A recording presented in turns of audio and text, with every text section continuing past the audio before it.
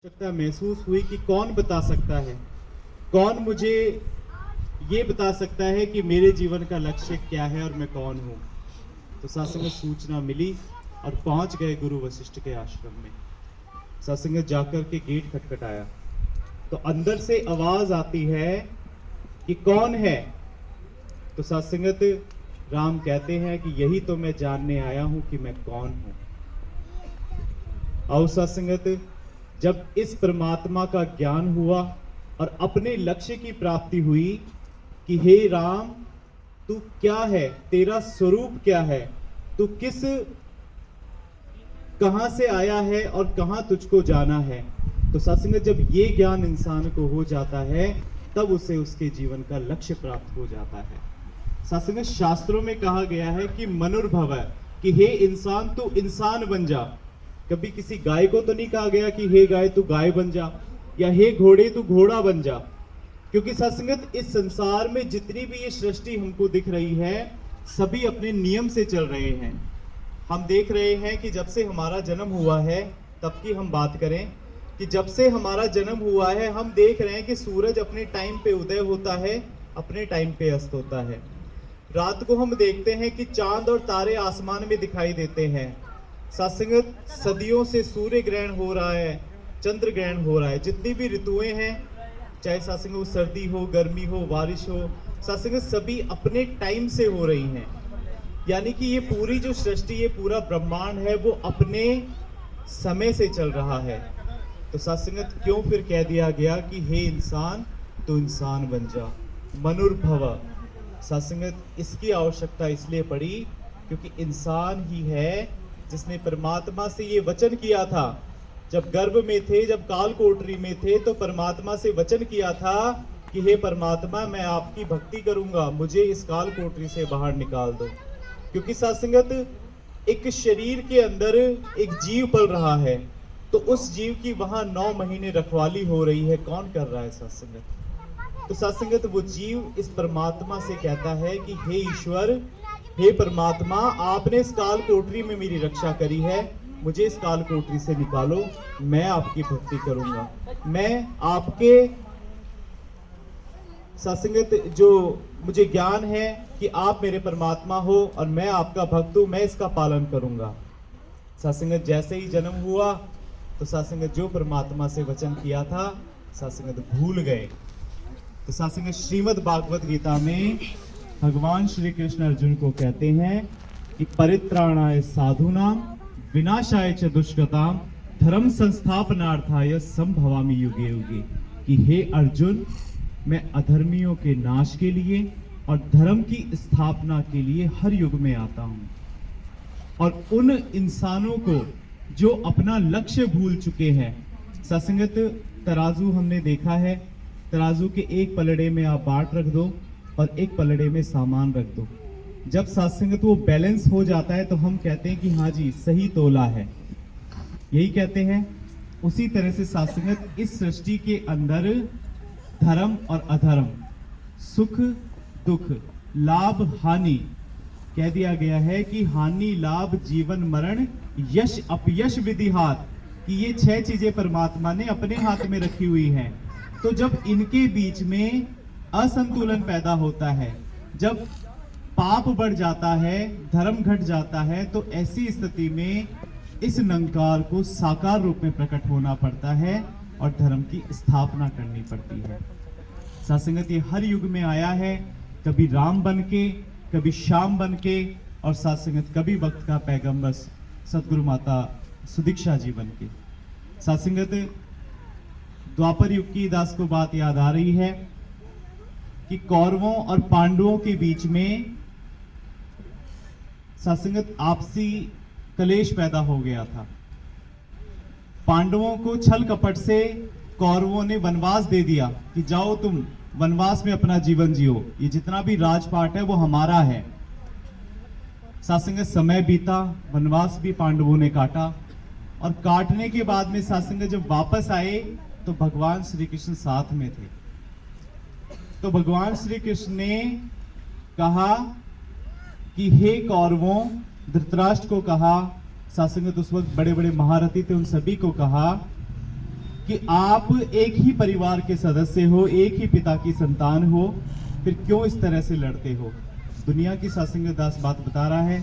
आज भाइयों में कितना झगड़ा हो रहा है, कितने सत्संगत कलेश हो रहे हैं, कितने हमारे मनमुटाव बन चुके हैं। तो सत्संगत ये स्थिति उस युग में भी थी, कौरवों और पांडवों के बीच में। तो पांडवों की तरफ से भगवान श्री कृष्ण कौरवों को कहते हैं कि आप एक ही परिवार के सदस्य हो, मिलजुल के रहो, प्यार प्रेम से रहो। तो सत्संगत दुर्योधन नहीं माना। तो भगवान श्री कृष्ण कहते हैं कि दो न्याय अगर तो आधा दो, अगर इसमें भी कोई बाधा हो तो दे दो केवल 5 गांव। रखो अपनी धरती तमाम, हम बांट खुशी से खाएंगे, परिजन पर शस्त्र ना उठाएंगे। तो सत्संगत भगवान श्री कृष्ण ने वहां पर भी कहा था कि अगर आपको सारी धरती रखनी है तो रख लो, हमको तो केवल 5 गांव दे दो। क्योंकि सत्संगत जो संत होता है वो हमेशा विश्व शांति की बात करता है, वो कभी झगड़ा नहीं चाहता, ना परिवार में ना समाज में। सत्संगत वो हमेशा विश्व शांति की ही बात करता है। तो सत्संगत कह दिया कि दो न्याय अगर तो आधा दो, अगर इसमें भी कोई बाधा हो तो दे दो केवल 5 गांव। रखो अपनी धरती तमाम, हम बांट खुशी से खाएंगे, परिजन पर शस्त्र ना उठाएंगे। तो सत्संगत दुर्योधन, इसको सत्संगत हम जानते हैं कि जब इंसान के शरीर में अहंकार का वास हो जाता है तो वो किसी की नहीं सुनता, किसी की नहीं मानता। तो दुर्योधन वो भी दे ना सका, आशीष समाज का ले ना सका। तो सत्संगत वो कहता है कि ये जो विश्व शांति का दूत बन के आया है, इसको बांध लो। ये कौन होता है मुझे सिखलाई देने वाला? ये कौन होता है मेरे परिवार के बीच में बोलने वाला? तो सत्संगत दुर्योधन ने क्या किया? भगवान श्री कृष्ण को बांधने चला, सैनिकों को आदेश दे दिया कि पकड़ लो इसे, बांध लो इसे। तब सत्संगत भगवान श्री कृष्ण ने अपना विराट स्वरूप वहां भी दिखलाया था, रण के मैदान के अलावा वहां भी अपना विराट स्वरूप दिखलाया था और कहा था कि अंबर में कुंतल जाल देख, पद के नीचे पाताल देख, हाथों में तीनों काल देख, मेरा स्वरूप विकराल देख। सब जन्म मुझी से पाते हैं, फिर लौट मुझी में आते हैं।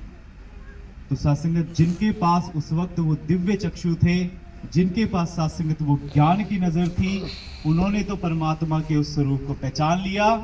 बाकी सबकी आंखें सत्संगत चकाचौंध हो गई। कोई भी सत्संगत ईश्वर के उस विराट स्वरूप को पहचान नहीं सका। और सत्संगत आज वक्त वही है। सत्संगत हम सभी ने बाबा हरदेव सिंह जी महाराज का युग देखा है।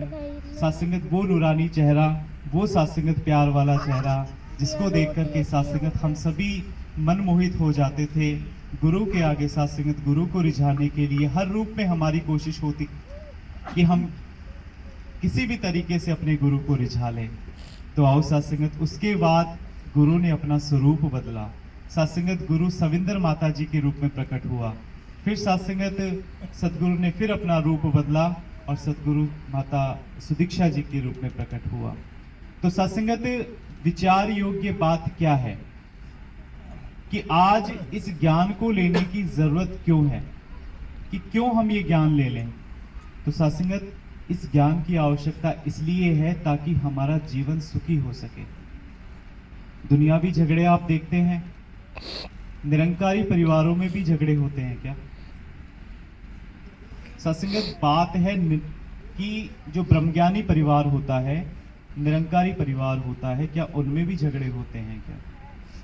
तो सत्संगत बाबा जी से किसी ने पूछा कि बाबा जी इस मिशन का प्रचार कितना हो गया, कितना फैल चुका है ये पूरे संसार में? तो सत्संगत बाबा जी कहते हैं कि अभी फैलना बाकी है। अभी ज्ञान फैला है, लोगों ने अभी इस ज्ञान को जीना शुरू नहीं किया। अभी इस ज्ञान को लंबे लंबे विचारों के रूप में बताया जा रहा है, बड़े बड़े समागमों के रूप में बताया जा रहा है, लाखों संतों की सेवा करके बताया जा रहा है। लेकिन जिस दिन ये ज्ञान हमारे जीवन से बताना शुरू हो जाएगा, जिस दिन हमारे जीवन में ये ज्ञान उतर जाएगा, उस दिन सत्संगत इस ज्ञान का सही रूप से प्रचार होगा। एक सत्संगत बहुत सुंदर सी लाइन है कि ज्ञान हो किरदार हो, हरदेव का सपना साकार हो। कि अगर इस ज्ञान का प्रचार करना है तो ज्ञान के साथ साथ हमारा किरदार भी वैसा होना चाहिए कि लोग इस ज्ञान के बारे में बाद में जानेंगे, पहले वो देखेंगे कि ये ज्ञान दे कौन रहा है, क्योंकि सासंगत ये सृष्टि का नियम है कि जिसका सौदा अच्छा होता है, जिसका व्यवहार अच्छा होता है, उसी की दुकान अच्छी चलती है। तो सासंगत सौदा हमारा अच्छा है, खरा सौदा है, कोई इसमें सासंगत लाग लपेट नहीं है। और इसका प्रमाण जो है वो शास्त्र भी देते हैं। श्रीमद् भागवत गीता कहती है कि नैनम छिन्नन्ति शस्त्राणि नैनम दहिति पावक न चैनम क्लयति अंतापो नानु शोषंति मारुते, कि अग्नि मुझे जला नहीं सकती, पानी मुझे भिगो नहीं सकता, शस्त्र मुझे काट नहीं सकता। तो सासंगत ऐसा विराट स्वरूप इस परमात्मा का है। तो जैसा ज्ञान उस वक्त भगवान श्री राम को मिला, भगवान कृष्ण को मिला, आज वही ज्ञान समय के सद्गुरु माता सुदीक्षा जी हम सभी को दे रहे हैं कि इस परमात्मा को जान लो। सत्संगत जिन्होंने इस परमात्मा को जान लिया है उनका जीवन धन्य है। अब बारी है कि उस ज्ञान को पा तो लिया, लेकिन पा लेने से सत्संगत प्यास नहीं मिटती। अगर मेरे सामने पानी का गिलास कोई रख दे तो मेरी प्यास नहीं मिट सकती, लेकिन अगर उस पानी को मैं पी लूंगा तो जरूर मेरी प्यास मिट जाएगी। यानी कि कर्म करना पड़ेगा। केवल ज्ञान लेने से आपका जीवन सुखी नहीं होगा, केवल गुरु की शरण में आने से आपका जीवन सुखी नहीं होगा, केवल सत्संग में बैठने से आपका जीवन सुखी नहीं होगा। जब तक गुरु की बताई हुई बातों को, गुरु के द्वारा दिए हुए ज्ञान को हम सत्संगत अपने जीवन में ग्रहण नहीं करेंगे, तब तक सत्संगत इस जीवन का कल्याण नहीं हो सकता। और सत्संगत जब हमें किसी को शादी में बुलाना हो तो हम किसका नाम लिखते हैं? उस घर के जो सबसे बड़े मुखिया होते हैं उसका हम नाम लिखते हैं। अगर आपने मुखिया का नाम ले दिया, सत्संगत मुखिया का नाम लिख दिया, तो परिवार के जितने भी सदस्य हैं वो सत्संगत ऑटोमेटिक आपकी शादी में आ जाएंगे। लेकिन अगर आपने लिख दिया कि अमुक नाम से बहन जी या अमुक नाम से माता जी, किसी भी अगर आपने माता जी, लक्ष्मी भी आ जाएगी, लेकिन अगर लक्ष्मी को बुलाओगे तो नारायण नहीं आएगा। वो कहेगा कि कार्ड पे तो लक्ष्मी का नाम लिखा है, मैं कैसे चला जाऊं। तो सत्संगत संत जो होता है वो हमेशा परमात्मा की मांग करता है, वो सत्संगत परमात्मा को पाने की बात करता है। सत्संगत एक राज्य की बात है। एक राज्य में राजा को एक मंत्री चाहिए था, एक ऐसा मंत्री जो बहुत अच्छे अच्छे डिसीजन ले सके, राज्य का भला कर सके, राज्य के मुताबिक सोच सके। तो सत्संगत बड़े बड़े लोगों को बुलाया गया, कहा गया कि राजा परीक्षा लेगा, आप राजा के पास चलो। तो सत्संगत बड़े बड़े लोग मंत्री बनने के लिए आए। अब सत्संगत आए तो राजा कहता है कि आपको मांगना है जो मांग लो, आज मैं सब कुछ देने के लिए तैयार हूं, और जो आप मांगोगे उसके आधार पे मैं तय करूंगा कि किसको मंत्री बनाना चाहिए। तो सत्संगत पहला इंसान आकर के कहता है कि महाराज मेरे गांव में लोगों के लिए सड़क नहीं है। अगर उनको कभी शहर आना होता है, राज दरबार में आना होता है, तो उनको बड़ी दुविधा होती है, कच्चे रास्तों से आते हैं, गाड़ियां फंस जाती हैं, कृपा करो हमारे गांव में सड़क बना दो। राजा कहा कि बहुत अच्छा इंसान है, इसने खुद के लिए तो कुछ नहीं मांगा, सबके लिए मांग रहा है। सत्संगत दूसरा इंसान आया, वो कहता है कि राजा जी मेरे गांव में एक अस्पताल नहीं है, लोगों को जब भी बीमारी होती है, कोई भी परेशानी होती है तो उनको शहर आना पड़ता है, बहुत दूर पड़ता है, कृपा करो हमारे गांव में एक अस्पताल बना दो।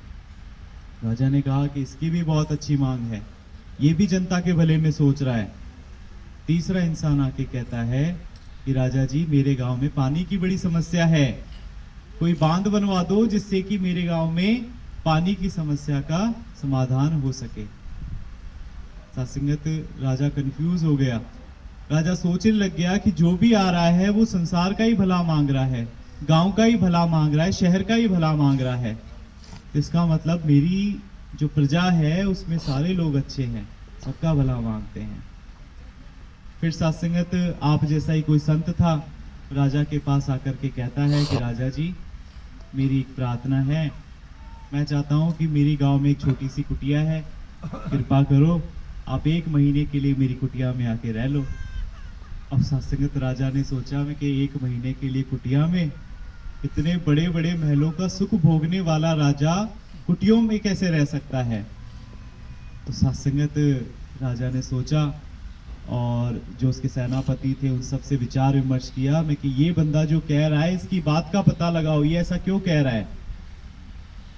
तो सात्संगत सब कहते हैं कि राजा जी, एक इंसान आपसे कुछ मांग रहा है, देने का आपका फर्ज है, क्योंकि आपने वचन दे दिया कि आज जो मांगोगे वो मिलेगा, तो देना तो पड़ेगा। तो सात्संगत राजा कहता है कि ठीक है, अगर 1 महीने के लिए रहना है तो ऐसा करो कि मैं अपने पूरे दलबल के साथ इसके गांव में रहने जाऊंगा। रास्ता कच्चा होगा, पक्की सड़क बना दो। दलबल के साथ जा रहा हूं, अपनी सेना के साथ जा रहा हूं, अगर कोई बीमार पड़ गया तो इलाज के लिए अस्पताल चाहिए, एक बड़ा सा अस्पताल भी बनवा दो। इतनी बड़ी सेना कहां रहेगी, कहां सोएगी, क्या खाएगी, क्या पिएगी। बांध बनवा दो, लंगर की व्यवस्था करवा दो, सारी सुख सुविधाएं वहां पे मौजूद करवा दो।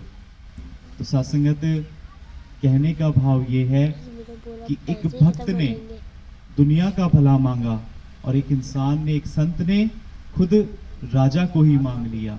तो जिसने राजा को मांगा उसके पास सारी सुख सुविधाएं ऑटोमेटिक चली आई। उसके रोड भी बन गए, अस्पताल भी बन गया, बांध भी बन गया। और सात्संगत जो छोटी सी कुटिया थी, क्योंकि राजा कुटिया में थोड़ी रहेगा, बहन जी बता रहे थे कि जो रहते हैं कुटिया में वो भी राजाधिराज होते हैं, और जो रहते हैं महलों में अक्सर वो भी दरिद्र हुआ करते हैं। तो सात्संगत यही एक संत की मांग होती है कि वो इस परमात्मा को ही मांग लेता है। सात्संगत हम अक्सर महात्माओं के चरणों में जब भी जाते हैं तो कहते हैं कि जी महाराज मेरी ये समस्या है, मेरी ये समस्या है। हम अपनी समस्याएं बताने लग जाते हैं।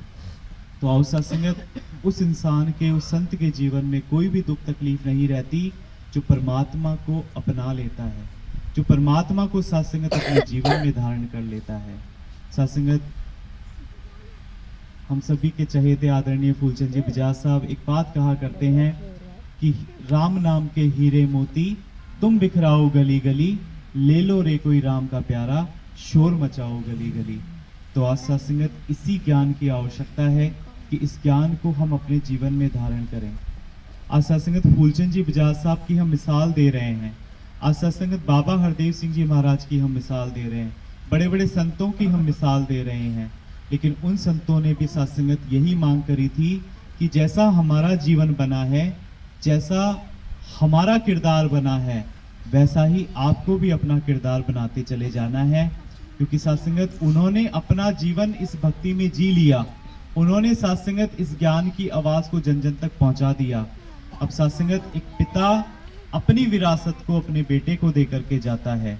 तो आओ सात्संगत, हमें वो एक सपूत बनना है, हमें सात्संगत वो ब्रह्मज्ञानी वाला अपना जीवन बनाना है, ताकि ज्ञान की उस शिक्षा को जो युगों युगों से चली आ रही है, जो राम के जमाने से चली आ रही है, भगवान कृष्ण के जमाने से चली आ रही है, उस ज्ञान को बिना मिलावट के, बिना किसी सात्संगत मेल के हमको सात्संगत एज इट इज आने वाली पीढ़ियों में पहुंचाते चले जाना है। उसके लिए सबसे जरूरी है कि ज्ञान हो, किरदार हो, हरदेव का सपना साकार हो। कि जब ज्ञान हमारे जीवन में उतरेगा और उस ज्ञान के मुताबिक हमारा किरदार बनेगा, तभी सात्संगत गुरु का सपना साकार होगा। तो सात्संगत एक बात दास साहब जी के चरणों में और रखना चाहेगा कि सात्संगत संपूर्ण अवतार वाणी के अंदर बाबा अवतार सिंह जी महाराज ने फरमाया है कि भक्ति लोकी आज ना समझे, रब को पाना भक्ति है। कि दुनिया में आज देख लो, लोग बाग कहां कहां ढोकने जाते हैं, कोई 100 कोस जा रहा है, कोई 200 कोस जा रहा है, जगह जगह जाकर के सात्संगत इस परमात्मा को पाने की कोशिश में लोग यात्राएं करते हैं। तो उनके लिए कह दिया गया कि लोग ना जाने भक्ति क्या है, रब को, परमात्मा को, इस राम को पाना भक्ति है, और छोड़ के सारे भरम बुले के गुरु को रिझाना भक्ति है। सत्संगत गुरु अर्थात ये निरंकार, ये परमात्मा। तो जिसने इस परमात्मा को रिझा लिया तो सत्संगत उसका लोक भी सुहेला और परलोक भी सुखी हो गया। तो सत्संगत भक्ति लोकी आज ना समझे रब को पाना भक्ति है, छोड़ के सारे भरम बुलेखे गुरु रिझाना भक्ति है। कि एक को देखो एक को जानो एक हो जाना भक्ति है, बाकी सारे कर्म छोड़िए कर्म कमाना भक्ति है। अब आओ सत्संगत ज्ञान कहता है कि एक को देखो एक को जानो एक को मानो और एक हो जाओ। एक कौन है? परमात्मा।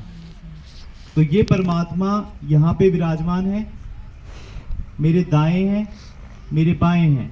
जब भगवान श्री कृष्ण ने अर्जुन को ज्ञान दिया तो अर्जुन कहता है कि हे परमात्मा, आपका विराट स्वरूप देख के मैं धन्य हो गया। आप मेरे आगे भी हो पीछे भी हो दाएं भी हो बाएं भी हो, मैं जिधर देखता हूं उधर आप ही आप दिखाई देते हो। तो सत्संगत इस एक को जानना और जानने के बाद में इसको मानना और मानने के बाद में एक हो जाना। एक हो जाने का मतलब कि तू और मैं एक हो गई। कि जिस परमात्मा को मैं बाहर देख रहा हूं अब अपने भीतर भी देखना शुरू करना है। जिस परमात्मा को मैं यहां देख रहा हूं उसको घट घट में देखना शुरू करना है। जिस परमात्मा को मैंने गुरु के रूप में देखा है उसे अब हर संत के हर इंसान के रूप में देखना शुरू करना है, तभी सत्संगत गुरु का वचन सार्थक होगा। तो एक परमात्मा है, परमात्मा को जानो परमात्मा को मानो और सत्संगत परमात्मा हो जाओ। सत्संगत गुरु का कहने का भाव यही है। आज गुरु भी स्टेज से यही विचार फरमाते हैं, यही हम लोगों के लिए एक संदेश है कि हमारा जो जीवन है वो चलता फिरता मंदिर बन जाना चाहिए। तो सत्संगत आप सभी ने मंदिर देखा होगा। मंदिर में हम देखते हैं कि जब भी मंदिर के सामने से कोई इंसान गुजरता है तो उसका ऑटोमेटिक हाथ जुड़ जाता है, उसका सर झुक जाता है। सत्संगत हम विचार करें कि वो मंदिर भी ईंट पत्थर का बना हुआ है और मेरा मकान भी ईंट पत्थर का बना हुआ है, लेकिन उसमें ऐसी क्या खास बात है कि वहां तो सबके सर झुक जाते हैं और मेरे घर के आगे किसी का कोई सर नहीं झुकता। तो सत्संगत ख्याल आता है कि पदार्थ सेम है, ईंट पत्थर वहां लगा है और ईंट पत्थर यहां लगा है, लेकिन वहां उस घर में परमात्मा विराजमान है, इसलिए वो मंदिर बन गया। और मेरे घर में अभी तक परमात्मा नहीं विराजा, इसलिए मेरा घर परमात्मा नहीं बन पाया। तो गुरु कह रहे हैं कि रोशन मीनार बन जाओ, चलते फिरते मंदिर बन जाओ। तो चलते फिरते मंदिर तभी बन सकते हैं जब मैं अपने इस घर में क्षितिजल पावक गगन समीरा पंच तत्व रचित अधम शरीरा, कि 5 तत्वों से बना ये ईंट पत्थर का जो शरीर है, जो 5 तत्वों का ये शरीर है, इसके अंदर जब परमात्मा का वास हो जाता है और मेरा जीवन सत्संग जब ब्रह्मज्ञानी वाला जीवन बन जाता है, तब हर कोई आपको देख करके सत्संगत नतमस्तक हो जाएगा। हर कोई सत्संगत आपके अंदर इस परमात्मा का ही स्वरूप देखेगा। तो आओ सत्संगत एक संत का एक गुरसिक का जीवन बिल्कुल ऐसा होना चाहिए कि गुरसिक किसी मान सम्मान के लिए इस ज्ञान का प्रचार नहीं करता। गुरु सत्संगत एक गुरसिक जो होता है वो किन्हीं पदार्थों के लिए इस ज्ञान का प्रचार नहीं करता। वो सत्संगत ज्ञान का प्रचार इसलिए करता है क्योंकि उसने परमात्मा को पाया है। जिसने सत्संगत परमात्मा को पाया है उसी ने सत्संगत इसकी महिमा को गाया है। तो आओ सत्संगत ऐसा हमारा जीवन बने, और जिन्होंने सत्संगत इस परमात्मा को नहीं जाना है, तो जैसे महात्मा बता रहे थे कि या तो मुझे परमात्मा का ज्ञान करा दीजिए या मुझे 100 साल की उम्र दे दीजिए, कि जब टाइम आएगा तब मैं इस परमात्मा को जान लूंगा। तो सत्संगत समय हमारे पास नहीं है। एक कदम अभी बढ़ा है, अगला कदम बढ़े ना बढ़े, उससे पहले सत्संगत इस परमात्मा को हम जान ले। इस परमात्मा को जानने के बाद में सत्संगत जो गुरु ने हमको भक्ति बताई है, सेवा सिमरन और सत्संग, उस रूप में सत्संगत हम गुरु की भक्ति करते चले जाएं, तो सत्संगत हमारा जीवन भी सुखी हो सकता है और सत्संगत हमारे परिवार में भी आनंद हो सकता है। सत्संगत आदरणीय महात्माओं ने इस परमात्मा को जाना है और सत्संगत उसी रूप में, क्योंकि सत्संगत हम देखते हैं कि भगवान शिव जब आए थे और भगवान शिव और पार्वती ने विवाह किया था 7 फेरों के रूप में, तो सत्संगत उसको फिर रीत बना ली गई, फिर शादियां वैसे होती गई। गुरु नानक देव जी महाराज जब आए थे तो उन्होंने कहा कि गुरुद्वारों में शादी होगी, गुरु ग्रंथ साहिब को गुरु मान करके आप उनकी हुजूरी में शादियां करोगे। तो आओ साथ संगत, आज हम जिसको अपना पैगंबर मान रहे हैं, जिसको साथ संगत अपना गुरु मान रहे हैं, जिसको साथ संगत हम अपना भगवान मान रहे हैं, तो केवल मानना ही नहीं है, उनकी बातों को भी साथ संगत हमें अपने जीवन में अपनाना है। हमारी बातें साथ संगत वैसी हो जैसी हमारा गुरु, जो सत्संगत हमारा गुरु चाहता है वैसी हमारी सत्संगत बातें हो, वैसा सत्संगत हमारा जीवन हो और वैसा ही हमारा आचरण बनता चला जाए। तो सत्संगत दास इन्हीं शब्दों से पूरे परिवार का सत्संगत यही प्रार्थना इस दातार से करता है कि इनके जीवन में हर प्रकार की खुशियां बख्शो। जैसा इनके जीवन में इस परमात्मा को लेकर के ध्यान बना हुआ है, सत्संगत इनके बच्चे और इनका जो परिवार है वो पूरी तरह से इस ज्ञान को अपने जीवन में धारण करे और हर प्रकार की तन मन धन की खुशियां प्राप्त करते हुए भक्ति की पूर्ण अवस्था को भी प्राप्त करता चला जाए। सत्संगत जी प्यार से कहना